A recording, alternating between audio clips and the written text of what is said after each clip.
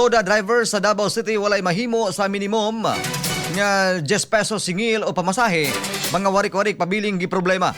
Alang sa kumpleto detalye, katropang Marvin Ibano.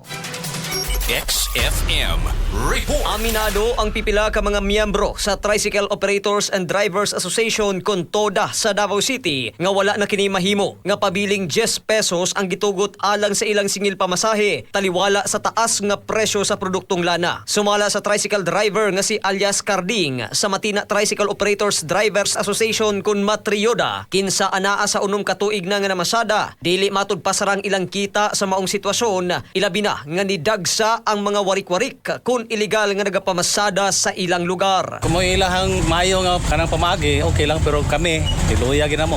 Murag gyud ka buhig pamilya na. Kung napay lain tayo kanang option nga mantrabaho mi klain, trabaho mi klain.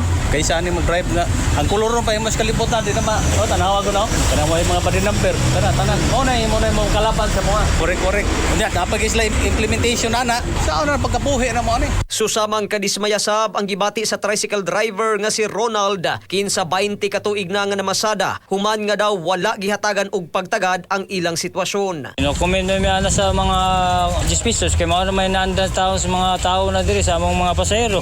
Ang santo na 10 lang gyapon. Dili na mapakunod kasi taas ang gasolina gud. Hinuon, aminado sila nga adunay ubang pasahero nga nakasabot sa ilang sitwasyon ug dili na nagapangayo og sukli sa ilang mga pamasahe. Kampante na matud pa ang maong tricycle drivers kung himuong susama ilang singil pamasahe sa public utility jeepneys nga dunay minimum 13 pesos. Nasayran nga gipakusgan karon sa Davao City Transport and Traffic Management Office ang ilang kampanya batok mga abusadong tricycle drivers nga naga-overcharge kung asa gipang paskila na niini og fare matrix tarpaulins ang mga TODA isip giya sa regulasyon sa singil pamasahe ug pamaagi usab alang sa mga pasahero paun sa isumbong ang abusadong tricycle o PUV drivers. Usasab kadabawenyong commuter ang aminado nga naglungtad gihapon ang ubang abusadong tricycle drivers.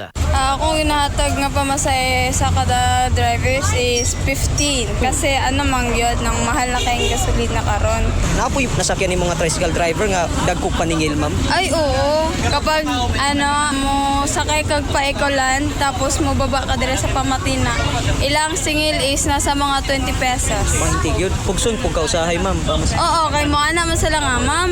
Kulang imong bayad ma'am, 20 na mga diri Ang tingog sa commuter nga si Chen. Mga katropa aron kanunay kitang healthy mag Xanthone Vitamin C. Katropa mo sa balita sa Davao City. Marvin Ibano, XFM News.